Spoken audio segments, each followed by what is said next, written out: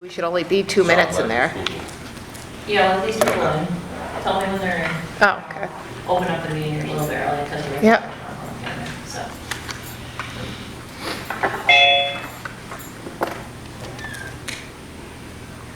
And then you can put them in a waiting room again. Alright, we are All right, perfect. Hi, everyone.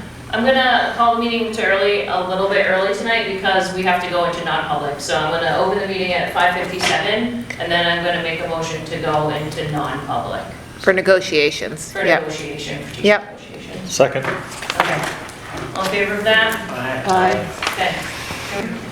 All right, we're gonna come out of non-public at 6:11. Is everyone in?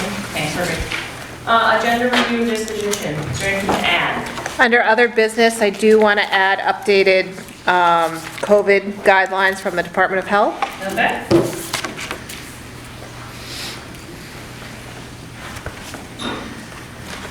Minutes of January 3rd.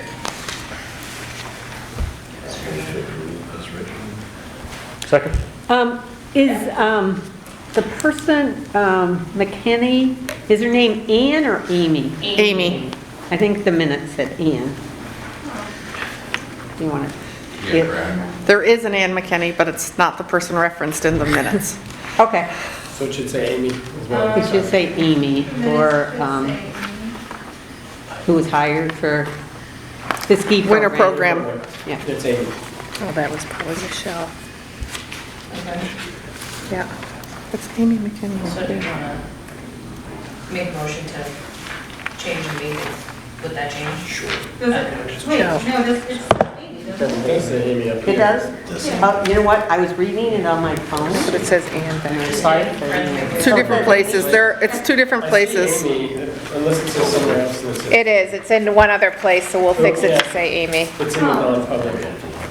It should say Amy, Okay, all right. Under, The last page, non-public. non-public. oh, It says Ann, it should say Amy. It's right in another place though. Okay. So her name's Amy. That's all right. Perfect. All right, all those in favor of the minutes for January 3rd? Aye. Okay, perfect. Privilege of the floor, number 1.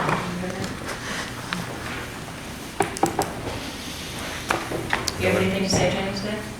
Not yet? not yet. Okay. Wait, what? I know. Wait, I think we're in the wrong room. All right, is there anyone on Zoom that has something to say?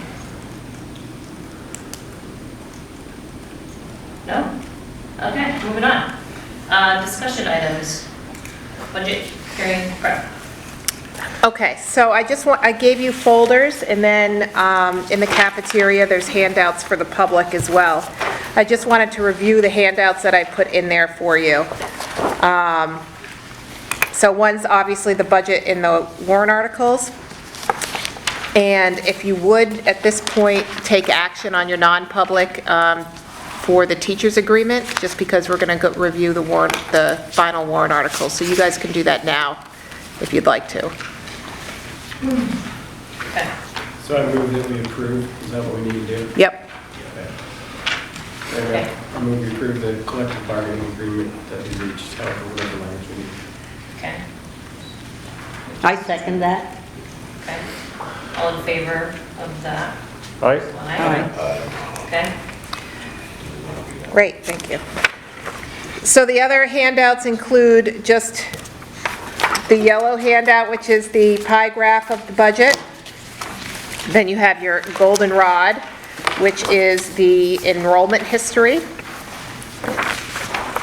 Then the mint green one is the assessment history.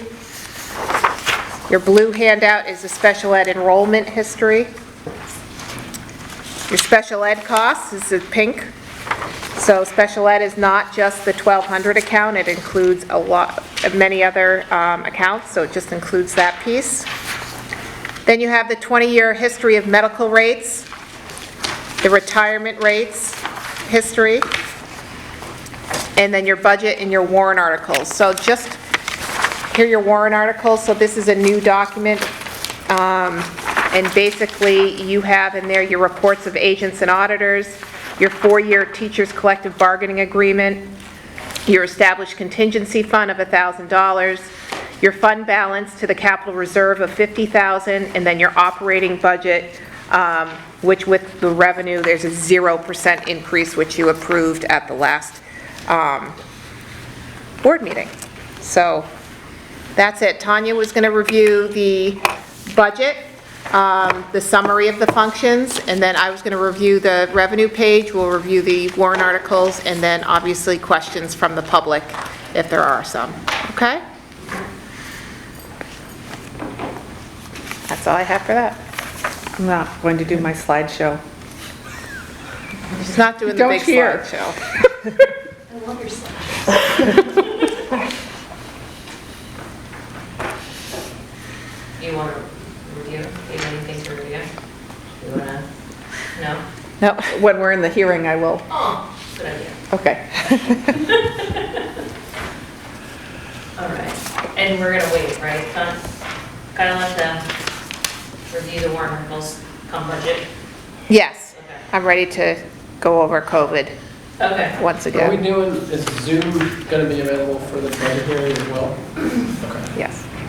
are people allowed to vote with Zoom, or they don't vote? There's no voting tonight, No voting tonight. It's a Just month for from this, now. okay. just for the I- district meeting. Just, right, Yeah, okay. where you And- have to be in person. Right, that's what I thought. I do think it's important that we publicize that if you want to vote on the night of, It has to be in person. that you have to be in person.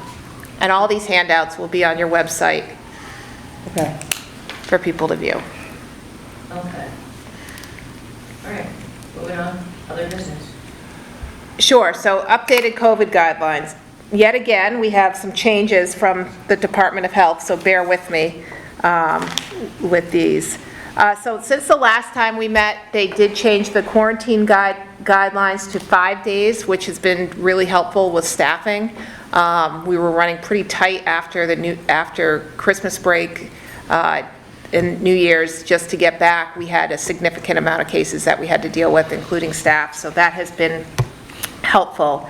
The most recent guidance that we've received is around reporting cases to the Department of Health. So as you can imagine, it takes up quite a bit of time to report cases to the Department of Health. They're no longer taking the reports at the Department of Health, nor are they identifying clusters or outbreaks. They said to reach out if there's a significant uncontrollable outbreak, if needed, but we are not reporting anymore except for just numbers weekly. So we're going to change our dashboard. We've always followed Department of Health guidelines for New Hampshire. So we're only reporting weekly. We will not be sending out anything every day anymore starting now. And it will just be a number for each school. So we'll no longer have on there the clusters or outbreaks because they are not identifying. I mean, we've always said we're really not a health agency. I'm not comfortable identifying something like that, that we've just always followed what we're required to do. So that comes into your masking piece, which makes it difficult to shift into masking when there's no clusters or outbreaks.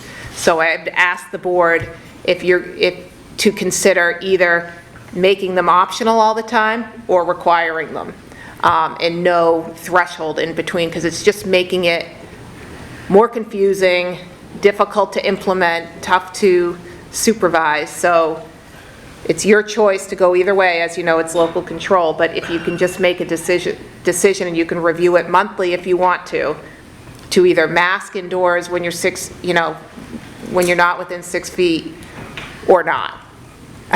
It would make it much easier, but I don't know. So So it's my just been feeling changing so much. On that is that the trends are going downward, so I think what we've been doing since the beginning of school is keeping masks optional is what I would support. I'm interested to see what you guys have to say. Kyla, did they mention why they're stopped there? Are they seeing declining numbers in clusters and outbreaks? Is that why they're not identifying, or are they identifying like elementary schools as lower risk? And what reason do they? They didn't really say that piece. I know a lot of it was the burden on the district, and the burden on the department as far as they just can't keep up with some of it. And I don't know, I honestly don't know the other reasons to it, but they did shift it. I would like to say that I think it's important to recognize that for the majority of the school year, masks have been optional. We've had until recently, we had no outbreaks or clusters. We did have some clusters January, maybe. And I think that it's important to recognize that we would probably, as much benefit as we would get from requiring masks, I think there would be detriments to some students if we were to require a mask. And I do think it's important for us to consider the benefit of having all students be comfortable whether they choose to mask or not. So I'm okay with moving forward with a mask optional policy at this point.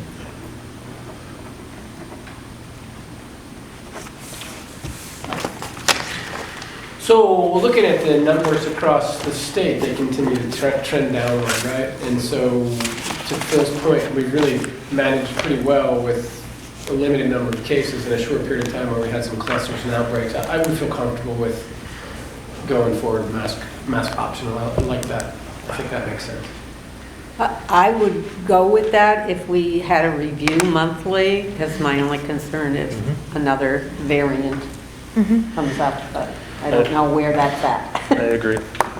Yes, the good thing about variants though is usually they get less virulent over time, so there will be another variant, but even with this one, what we've seen is it's maybe a little more infectious, but it's not causing as severe disease as some of the earlier ones.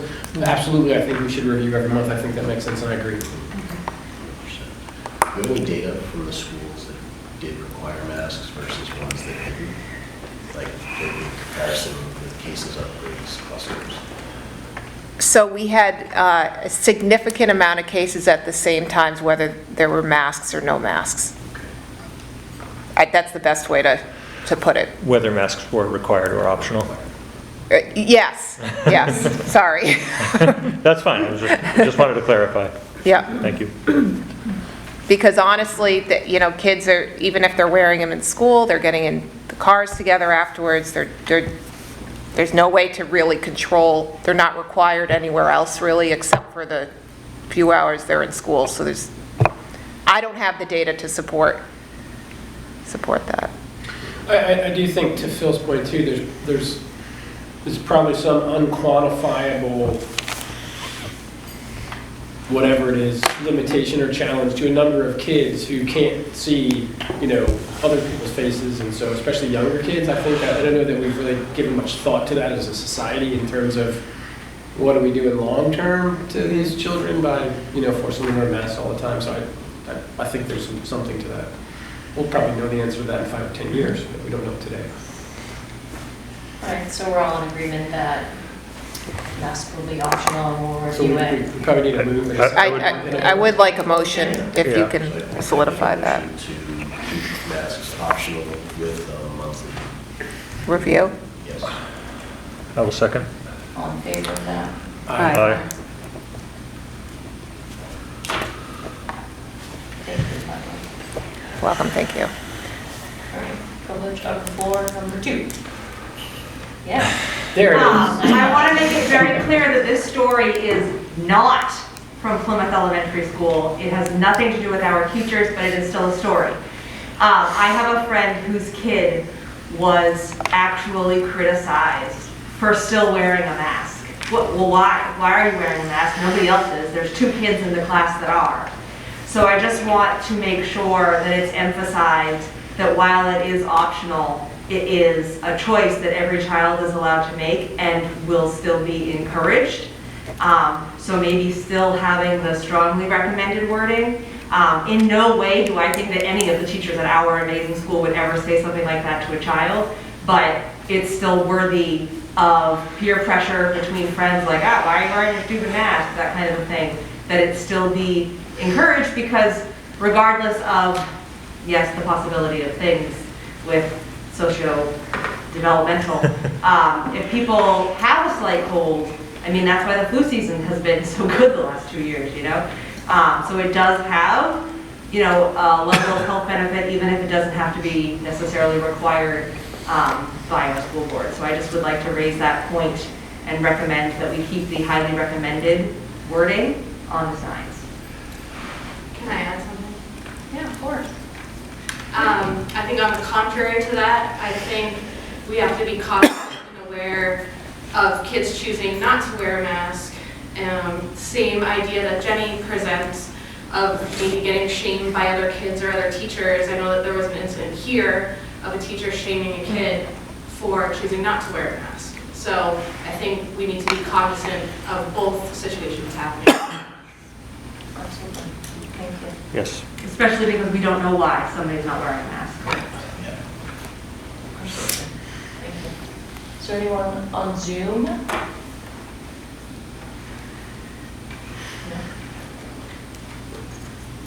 Okay. All right, Is that a notification right there that somebody does want to, in the orange? In the comments. Right above the send, or the end? that's Okay. where sharing is, Oh, I see. that has nothing to do with Zoom. Okay. All right. Everybody sign off on the. I see 4 signatures, I'm not sure who's missing. Got too many doctors for me to read. I know. You're welcome. All right, perfect, then, do someone want to make a motion to go back into non-public? So moved. All in favor of going into non-public? All right. Aye. Aye. All right,